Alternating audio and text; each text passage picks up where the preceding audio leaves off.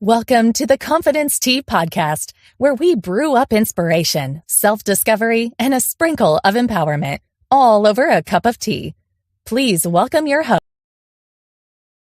host, Virginie Madiston. Virginie is a passionate advocate for personal growth and wellness, blending the art of tea with the journey of confidence. With a background in psychology, theology, and coaching, she believes every sip of tea can lead to a transformed mind, edified soul, and activated confidence. So get ready to steep yourself in uplifting conversations, insightful stories, and practical wisdom. Without further ado, here's your host of the Confidence Tea Podcast, Virginie Madiston.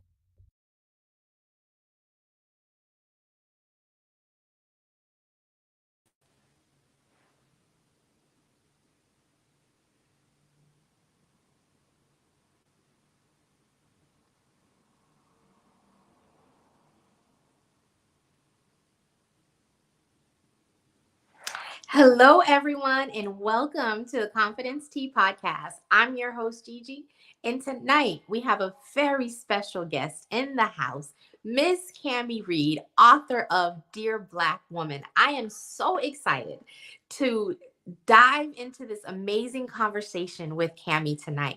So stay tuned, grab your favorite cup of tea, and let's join us in this amazing conversation. So I definitely want to make sure that you guys are keeping up to date with everything that Confidence Tea has happening. We have so many amazing things going on right now at Confidence Tea. So I'm going to tell you about them, okay? First of all, don't forget to subscribe and join our confidence community. It's a community of like-minded individuals that are on the same confidence journey as you. So how amazing it is to be able to have an army of women that are on the same mission. So we invite you to join our confidence community on Facebook, and it's Confidence Tea. That way we can all accomplish this thing together. So excited. Also, you asked, we are putting on a tea party we have partnered with Gigi Inc., which is the nonprofit that I founded, Girls Igniting Greater Inner Strength. And we are celebrating 8 years, and we are hosting a relaunch tea party. So you guys are all invited as my special guests. Come out and join us. You'll be able to have some of our amazing teas. So if you've never tried the Confidence Teas, definitely come out to the relaunch celebration. You'll be able to have some delectable treats, awesome networking with some amazing women. You'll meet our board. You'll see and hear about our vision for 2025, as well as get to meet some of our past mentees. So we are super, super excited about that. The date is November the 30th. It's going to be in Boca Raton, Florida. You do not want to miss this amazing event. We are looking forward to seeing you in the place. Thank you guys so much for tuning in. Let me know in the chat where you are tuning in from. This is definitely a dialogue and not a monologue.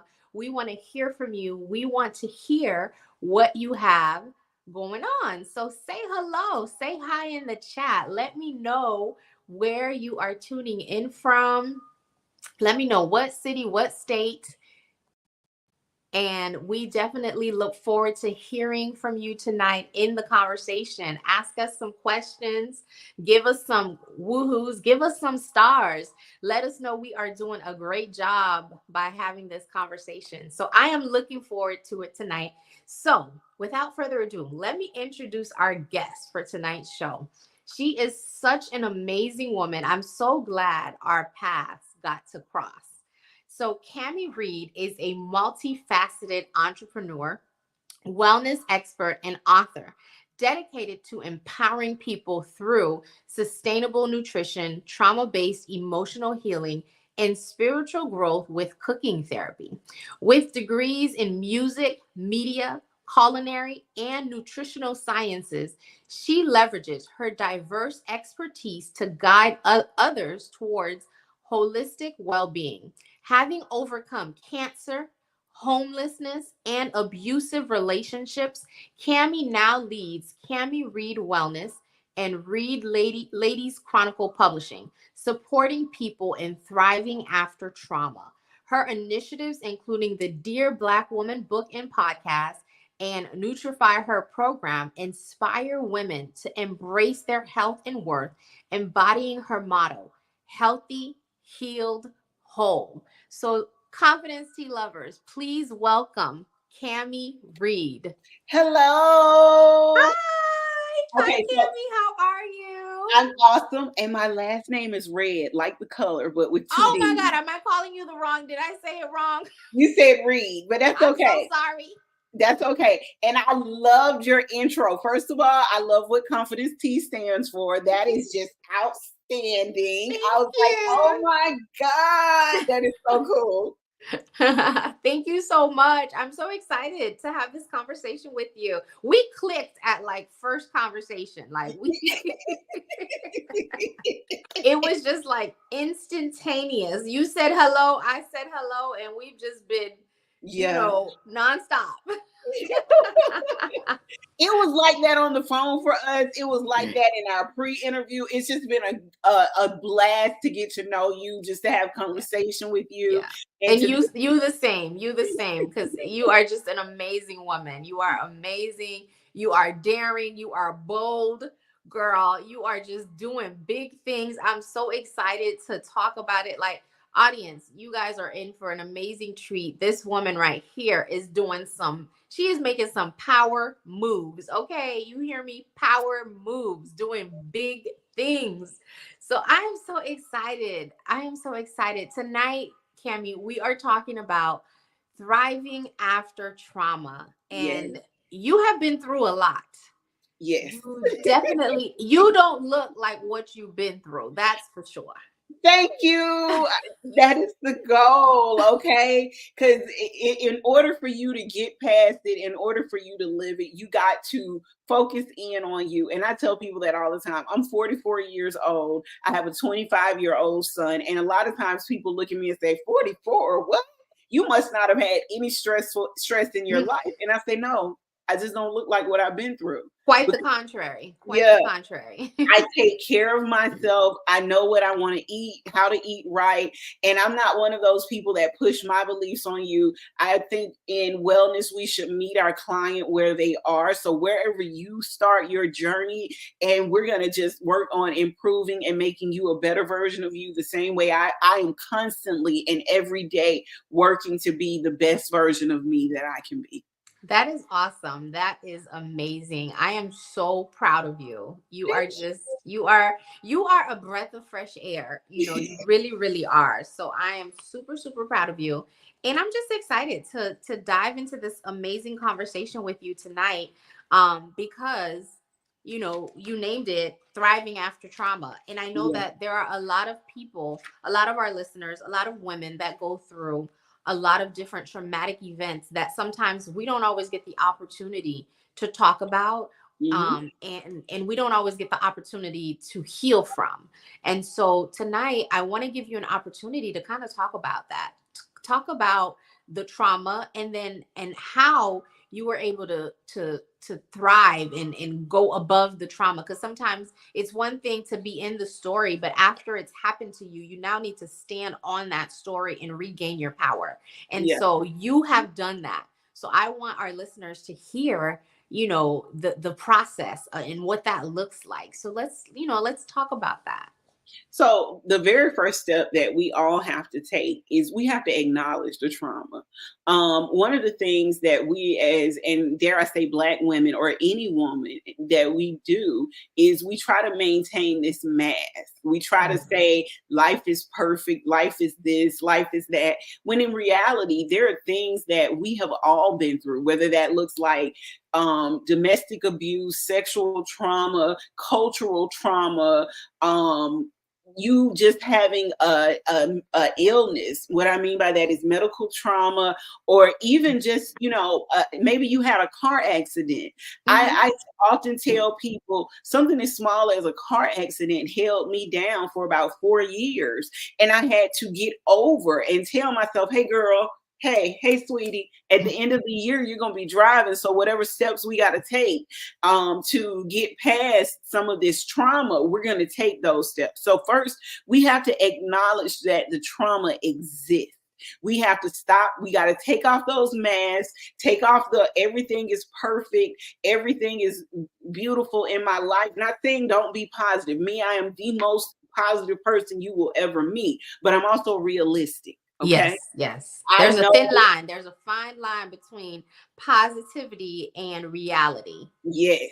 So you have to live in your reality. You want to acknowledge it first. Then the second step is seek support. Listen, we got this stigma in the Black community that therapy is not something for us. Therapy is for all of us. Yes, and it if you is. think therapy is for crazy people, then guess what? You're the crazy person. I've even had a lot of my pastoral friends that say, I believe in Jesus and therapy. You got to meet it in the middle. Listen, because you need it. you need, see, I teach about spiritual wellness, but what I also teach about is the interconnectedness of all of these different facets of wellness. Your physical wellness affects your emotional wellness. Your emotional wellness is affected by your financial wellness. Your spiritual wellness is affected by all of these things. So you have to find balance on every level of your life in order for you to be healthy, healed, and whole. So those are my key phrases. But the most important thing is understanding and realizing that there has to be balance in every area. And if you want to thrive after trauma, it begins with acknowledging your trauma, seeking support, and then working through all of that. Yes. I definitely agree. I think a lot of times people go through traumatic experience and they don't acknowledge that, yes, this was, and you said it, a car accident is a traumatic experience. Even going through a medical scare sometimes is a traumatic experience.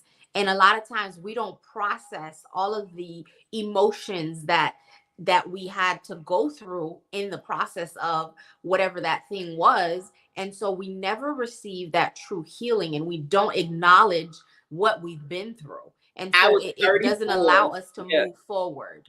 I was 34 when I was diagnosed with breast cancer. Wow. And here's the thing and the reality about living in America. Most women don't get mammograms until they're 40. So when you do the research as a 34-year-old, and they're telling you that most women your age die when they are diagnosed with breast cancer, how traumatic can that be? How scary can that be? So then you go and you do, for me, it was going and doing chemotherapy. That's something against all of my beliefs. But I also read where if I didn't have this, I was going to die. Guess what happened in between that? I started to learn more about chemotherapy. I started to ask my doctors about the medications they were pumping into my body. I started to educate myself because I was a chef. I've been a chef for over 20 years. So I was already feeding people's bodies, but I started to educate myself on what food really did for us. And instead of living in my trauma, I channeled my experience into growth for me. My doctor wrote my recommendation letter for me to go to school for nutritional science. So I took that traumatic experience and turned it into something else that was going to make me grow. So that's all a part about dealing with your trauma, not just living in it, not just existing in it, but literally thriving and moving forward with it.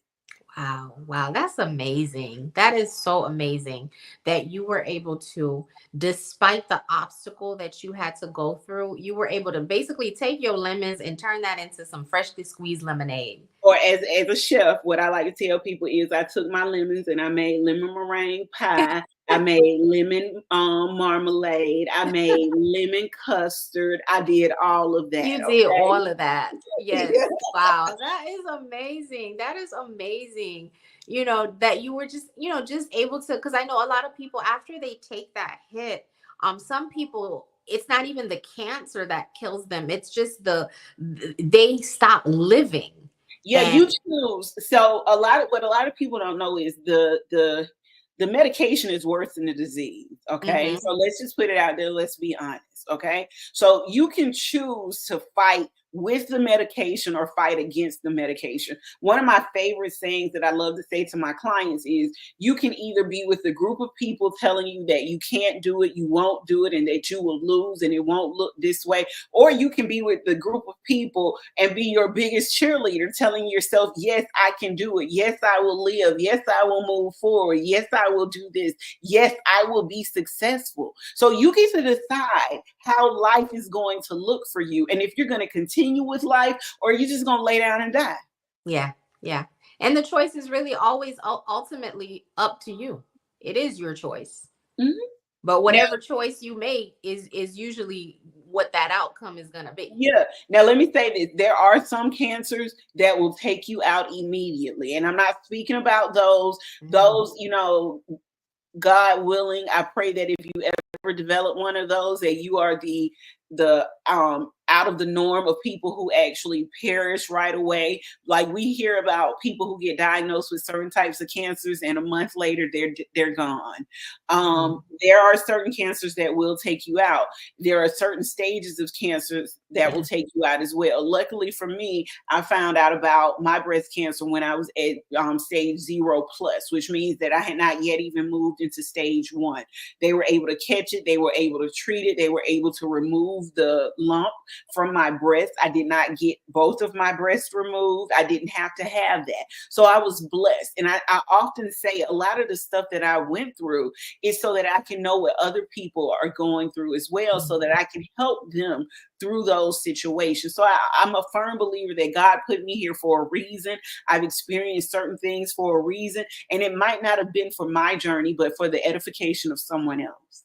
Yeah, yeah, that's amazing. That's so awesome, because sometimes we do go through things not for ourselves, but for somebody else, because we might be called to help somebody else or to help thousands, millions of people. And so, and I know you're just called to the nations. You are just called to the nations, Cami. So, you know, let's continue the conversation, because you were able to thrive in that. I know that was one traumatic, you know, your bio mentions multiple traumatic. What else happened? What else happened after the cancer? So listen, cancer is just one of the things that I've been able to overcome. I was a teenage mom. I had my own first and only child when I was 18. I didn't know what I was going to do in life, how I was going to raise them. And what we often overlook is the fact that motherhood is a traumatic experience, no matter how joyful it may be. It is traumatic. When you don't know what it's like to be a parent, that's why even in your teenage years, even in your adult years, when you become a parent, we get a lot of women suffer from postpartum, because you get this sense of depression. You get this sense of, oh my God, am I going to be worthy enough? Am I going to do this right? Am I going to, so you're inflicting this trauma on you. So imagine as a teenager how that feels. Like I was in my Lamaze class and this was when I was 18. I'm currently 44. I was in a Lamaze class with an 11-year-old. So imagine how traumatic that was for her. Yes. Yes. So overcoming that doesn't look like certain steps. That means self-care, me telling myself, hey, guess what? I may make mistakes, but it's okay to make mistakes. But as long as you learn from those mistakes, you get a lesson from those mistakes, and you take that lesson and apply it to your life. That's what thriving is. Thriving isn't always, oh, life is great. Great. No, it's not. It means that you can learn from the lessons, learn from the mistakes that you have actually made, and apply those lessons to your life so you don't make those mistakes again. My dad told me a story when he found out I was pregnant, about a judge here in Georgia who I believe was a second district judge at the time. She was a higher up type of judge. She got pregnant when she was 16. She got pregnant with twins. She went on to continue high school. She went on to continue college. She went to law school. She did all of that. And now she's a judge. So guess what? nothing held her Her back. back. Yeah. Yeah. So just think Mhm. about that. If you're in a situation where you find yourself at a loss or you feel like you're at a loss, guess what? Somebody else's story out there is twice as bad as yours, and they figured out how to Mhm. move forward. Go read their story so you can figure out how to move forward in your life as well. Yeah. And one of the things I'm often talking about is when my son was 10, we were homeless. Not that I didn't have a job, it was just that my job didn't support living in the area that I lived in. So we found ourselves homeless. I could have separated from my child and put him in foster care. I could have done all of that, but I fought very hard to stay with my son and keep my son. We got blessed because we ended up in a program called Family Promise. And shout out to Family Promise. In every city I go to, in every city I work in, I try to find a Family Promise because I am always giving back to you guys. They are a nonprofit organization that keeps families together when they're unhoused. And what they do is they partner with local churches, and they will set up with those churches for a week so that you go stay in either the church parish house, or the church will set up rooms and things like that for you in there. They feed you, they give you what you need for your child to take for lunch. That's They amazing. Yeah, they make Wow. sure that you're taken care of. So this is the first time I wrote my first book while I was homeless. Okay. Now, I was working a job. I was operations manager for a chia seed flour company. I was also blessed enough to be able to work in Florida when the Miami Marlins stadium was built. So Yeah. I got to consult on that as a gluten-free certified chef. So all of this was happening while I was homeless. You understand? Mhm. So my caseworker came to me one day and she said, I want to talk to you. And I said, why? And she said, because every church you go to, we get a report about you. And I said, uh-oh, what did I do? She said, no, you don't understand. It's not a bad report. It's a report that's saying that they're supposed to be there to help you. And you somehow have been helping these people. And I was like, wow, really? Well, you never know. And I told her then, I said, you never know where God puts you or where God Yeah. is going to do for you. So you Mhm. got to look for the silver lining in every Yes. situation that you are in. Yes. Absolutely. Yeah, you got to find that silver lining. You got to be able to say, hey, you know what? Despite where I'm at in life, this is what I'm going to continue to do. And I'm going to continue to shine, grow, and be the authentic, true, real person that I am, because you never know whose life you're going to change, whose life you're going to touch, or how that's going to change your life as well. And that's so true. That is, you said something so profound, because oftentimes we think we're going through something and it's all about us, me, me, me, me, me. But the truth of the matter is sometimes we're in positions, or we're in situations for us to connect to other people. Yes. And sometimes whatever it is, despite what you're going through, you have keys to that person's next anything, next level, next, opportunity, whatnot, even though you're in. So sometimes we just have to get out of the mindset of where we are and focus on, okay, what are we supposed to do, and the purpose. There's always a purpose. Mhm. God says he works everything out for our good. And so sometimes we can't always see the good, right? In the That's in the right. moment when we're going through the trial and we're going through the tribulation. But oftentimes there's all, like you said, there's a silver lining, there's a reason behind it, and so, we just have to become better as we're growing and we're learning to be more confident. We definitely have to make sure that we're more observant as well. We're observing our surroundings, we're observing everything that we're going through at that moment, yes, but also looking to see, who can I help, who can I support, who can I be of service to. And a lot of times when you're going through something and you take on that attitude and that mindset, you'll be surprised how quickly you get out of your situation, because you're so focused on helping other people, helping I was just somebody getting ready else. to say, by helping others, you truly help yourself. Yep, you help yourself. You You help help yourself. yourself. I wrote a book called 21 Days of Gratitude. And I know we're supposed to be talking about Dear Black Woman, but I wrote a book called 21 Days of Gratitude. The reason why I wrote that book is because even on days that you don't feel like there is anything for you to be thankful for, you there's always still need to give gratitude. Even if you're having a dark day, you need to write down three lessons that you learned from that dark day so that you can move forward. And when you get ready to go back and look in the journal that I wrote, you'll be able to look and say, you know what? In this moment, I was feeling so low, but I thank God for the lesson that I was able to learn on that day, because what it did is it set me up. Maybe that lesson was discernment. Maybe you needed to learn to be more discerning of the people that you have around you. Maybe that lesson was kindness. Maybe you needed to learn to be kind to people around you. Who knows what the lesson is or why you were having a bad day, but regardless of whatever life looks like, you need to give gratitude every day. Yeah. And that is so, so true what you're saying, because we always think that, but we have so much to be grateful for. I was talking to somebody this week, and they were making a comment about, them being poor. And I was like, you don't have, and you know how when somebody says they're poor, but it's like, no, you're That means you're not there.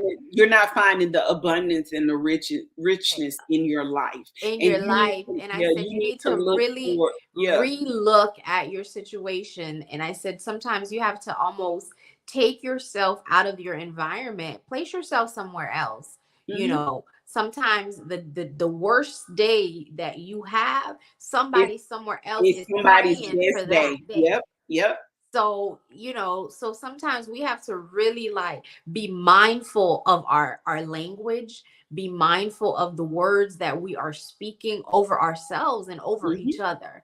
And I'm I'm a big component of words. I don't let people you just can't say anything to me, and you just can't call me anything, and you just can't say certain words around me, because words have power and they travel. And it's important for us to know, as you're building your confidence, and I think that's one of the reasons I'm so passionate about it, is because as you're building your confidence, you have to be aware, because there are people that's going to come and try to uproot the work that you've done. And so you have to be mindful, and you have to protect it at all costs. There's a chapter in my book where I talk about protecting your confidence, because once you've done the work and you have, been diligent, and you've been writing your gratitudes, you've been affirming yourself, and you've been doing all these great and amazing things, somebody can come around and just tear that thing all apart. And you have to be mindful of that and protect it. You just spoke to me in a way that you don't even understand. Here's the thing. What you just said about protecting your confidence and how somebody can come around and break all that down is a reflection of what I went through for the past 2 years in my last relationship.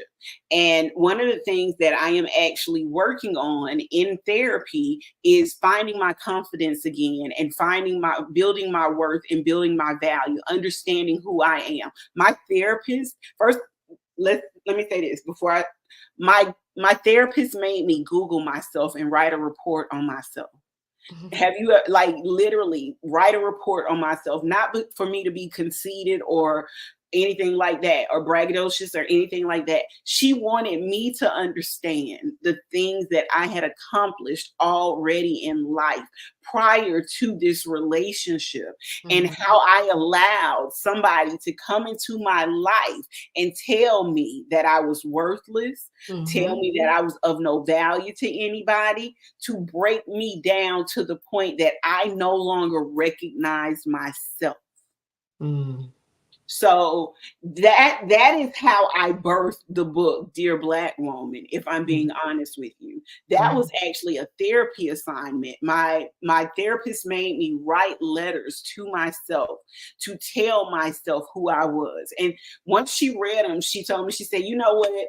You are a gifted author, and I keep forgetting that writing is your side hobby. And I said, yeah, that's my side hustle. That's what I just do, just to free up my mind and all of this stuff. And she said, I'm going to show these to my colleagues. She showed them to her colleagues. She came back to me and she said, you need to publish this and you need to get this book in every hand of all these Black women out here so that they can hear this, because there are women out here that need to understand some of the things they have gone through. And I'm going to say this, it's not just for Black women. It's called Dear Black Woman because what am I? I'm a Black woman. I can't speak to you from nobody else's perspective. Okay? That's true. Yeah. I can't be a man. I can't be a white woman. I can't be an Indian woman. I can't be none of that. In America, I am a Black woman. So guess what? Dear Black woman. But I suggest anybody pick it up. Because it will translate. It will translate. Yeah, definitely. It will. It is not like it's saying, hey, Black women are this, Black women. No, it's what it's saying is, hey, some of the things that you're going through, you don't have to go through them. You need to see yourself for who you are. The very first chapter of the book is called Perfection Ain't Real. And that's because one of the things we always say to ourselves is, oh, I got to wait for the perfect time, or I got to wait for the perfect moment, or I got to wait for this to be right, or that to be right, or I got to look a certain way, and I got to have this together, and I got to have that together. Yeah. Well, guess what, boo? That's all fear-based. And you telling yourself all of this stuff as an excuse not to move forward at that moment right there in life.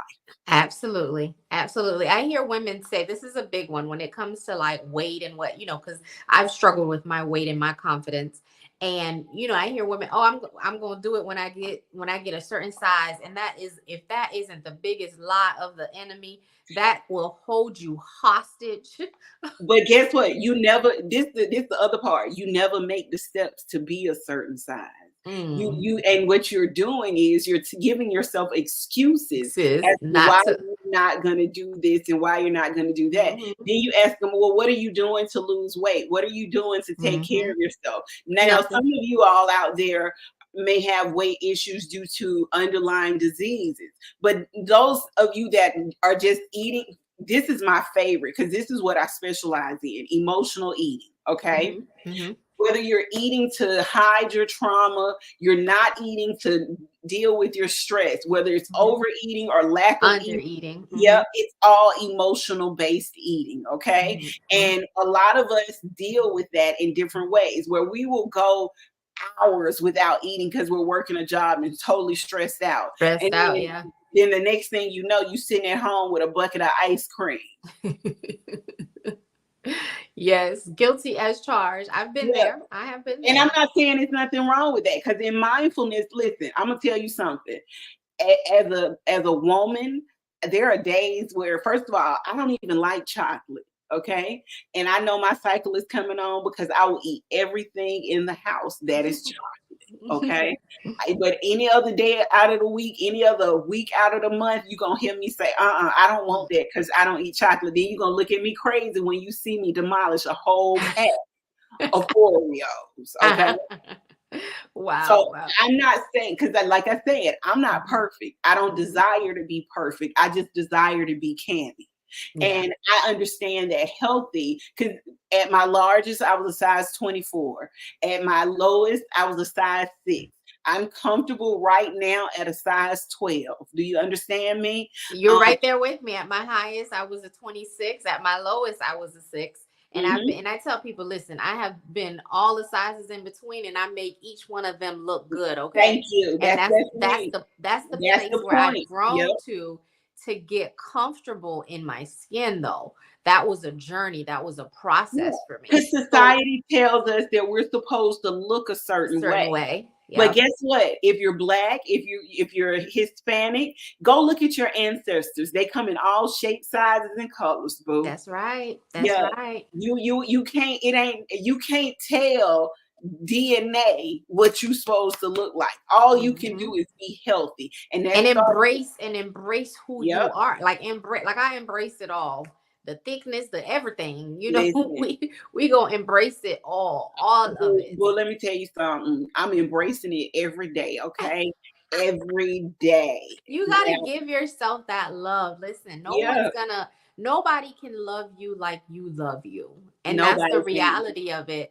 And I tell people, like, going through the process, like if you've never dealt with insecurity and you don't know and journey back. Let me say that. Like, that's the difference. Not you've been insecure and you just stuck in that place of insecurity, but I'm talking about you've gone through the journey of insecurity and built your way back to confidence. You don't let nobody mess with that, because it's a process, it's a journey, it's hard work. It's It hard work is. to get And back to that place. You know what mhm, I'm saying? So I when know. you've gone through, it's just like I tell people, like, if you've never been broke and you like, it's different. Like, coming from a person who was wealthy and lost it all and had to journey back to wealth is completely different from somebody that's just always been broke all their life. Like, that is just it's a different mindset. And so if you have, been confident and lost it and had to journey back to it, you're going to protect that thing at all costs, because you know how much you had to work to get it. You said a mouthful, because that's where I'm at right now in life. Like, you're not gonna tell me who I'm not. You're not gonna tell me No. who I ain't, who I'm not gonna be. What's crazy is I took this book and I wrote this book out of my own journey. And you know what I said after I wrote this book? I guess I was been useful. I guess I was value. I guess I was beneficial to the entire world, because Period. yeah, now off this book, I have a podcast that is not only here in the United States, but international, because my co-hosts, one is in Paris, one is in the UK. And I did not realize how many Black women were going through the same things that I was going through. So Absolutely. my journey of being told I was valueless, I was worthless, all of that stuff came from, and it transpired into something that made me of benefit to the entire world. Wow, that is so awesome. That is so amazing. I mean, every time I talk to you, I'm just like, I am so proud of you. I am so proud of you. Thank You have you. so many amazing things.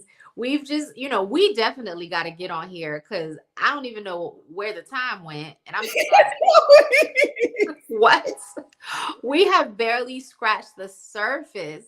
But, I definitely want you to tell our listeners how they can connect with you, what you have going on, how to get a copy of the book, all of the good stuff. Tell them all of the good, the podcast, how to get connected with that.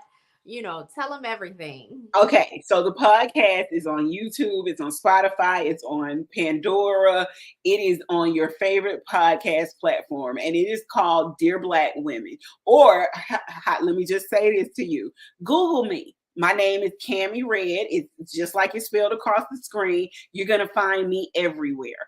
On Facebook, on Instagram, I am Cami Red, the number 4 and the word life, Life. So Cami Red for life. On TikTok, I am Cami Red. On YouTube, I am Cami Red. My website is www.camired.com. I also have a publishing company. So if you want to turn your test into your testimony, your trauma into a testimony, I can help you publish your book as well. And that is Red Ladies, and that is REDDLADYS, and that stands for Refined, Empowered, Dedicated, and Determined to Love and Desire Yourself. And that is I my love that. website as well. So you can find it www.redladies.com, spelled like my last name, REDD. And I'm everywhere. I swear to God, I am. When I Googled myself, I found myself on the first 15 pages of Google, nothing but me. So if you Wow. Google me, you will find me there as well. It will either direct you to my Facebook page, to my Instagram page, to my YouTube. It will direct you somewhere where you will see this big curly hair and this beautiful red smile. Yes, yes, yes, yes. That is awesome. That is awesome. Definitely get connected with Cami. This has been so amazing. It's been so nice and so refreshing just talking to you this evening. And I hope everyone in the audience, I hope you guys definitely connect to Cami, grab a copy of Dear Black Woman. Listen, even if you're not a Black woman, you're a woman. And let me just say, if you're not a reader, don't worry about that. I got you covered. It's on Audible as well. Okay. See, she thought about everything, so she has got you covered. Grab you a copy of Dear Black Woman. And just to close off thriving after trauma. Cami, what is one piece of advice that you could give to our listeners of, how they can thrive after trauma, after they've gone through the bad relationship, after they've gone through just difficulty in parenting, whatever that traumatic experience has been? What's one piece of advice that you could give for them to thrive after trauma? I'm going to actually start with what I said earlier. I'm going to give you 3 things to do. Acknowledge your experience, seek professional support, and then use this channel your experience into growth. So acknowledge it, get support, build a tribe, and channel this into growth. Turn that trauma into something that's going to make you a better version of yourself. I love that. I absolutely love that. Cami, thank you so much. We have to do this again. We definitely. Thank you for having me. I'm so excited. And I'll be there anytime you need me to.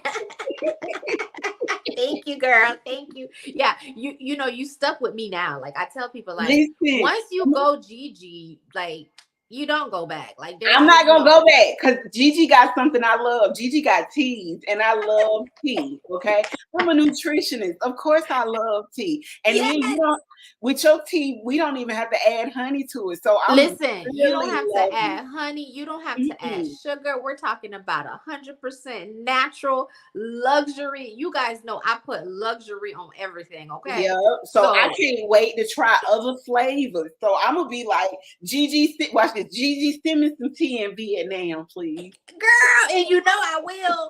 I'll ship it right to Vietnam. Yeah.